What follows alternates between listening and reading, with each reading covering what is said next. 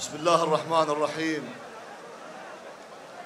الحمد لله والصلاة والسلام على رسول الله وعلى آله وصحبه ومن والاه.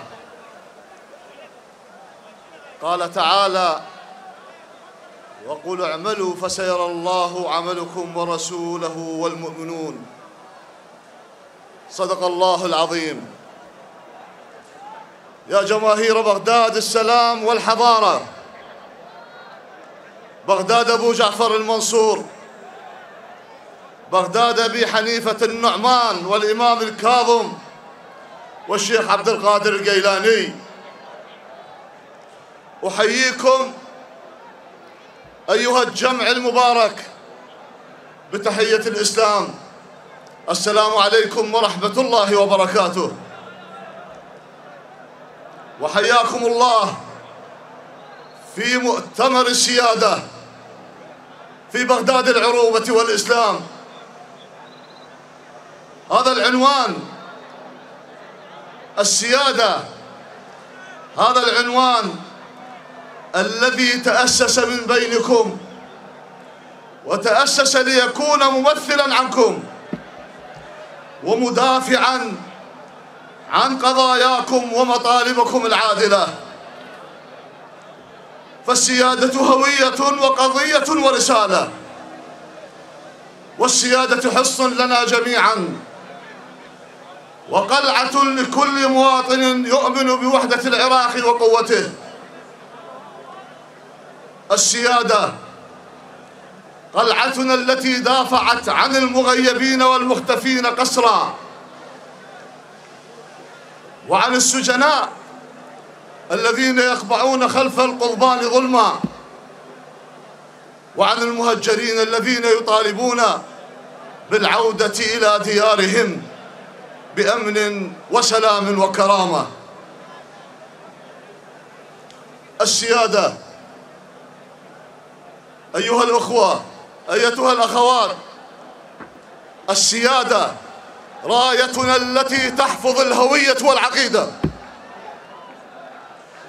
ورسالتنا هي خدمة أهلنا في كل الميادين. فنحن مع قضايا شعبنا ومع قضايا أمتنا العربية والإسلامية، وسنبقى ندافع عن حقوق الشعب الفلسطيني ونعمل بكل ما نستطيع من أجل إنقاذ أهل غزة من براثن عدوان صهيوني غاشم.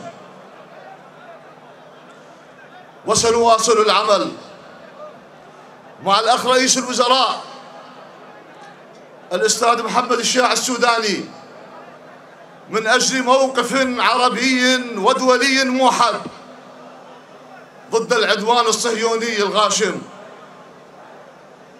فآلامنا لن تنسينا آلام الأمة. أيها الأخوة والأخوات، نحن في السيادة وفي هذا الاستحقاق الانتخابي،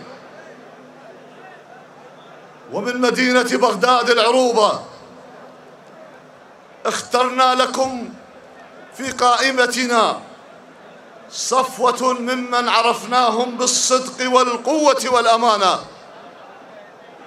وقدمنا لكم نماذج في العمل الإنساني وخدمة المجتمع من أبناء البيوتات والعشائر الكريمة. وأنا أخوكم وضامن لهم، وهم أهل عهد والتزام مع جماهيرهم. يا أهل بغداد، يا أهل النخوة والعزة والتاريخ المشرف، هبوا معنا من أجل بغداد أفضل وأجمل. هبوا معنا من أجل إعادة اسم بغداد بين عواصم الدنيا كما كانت. عاشت بغداد الأمجاد والتاريخ العريق، عاش العراق، عاشت الأمة، عاشت فلسطين حرة عربية. والسلام عليكم ورحمة الله وبركاته.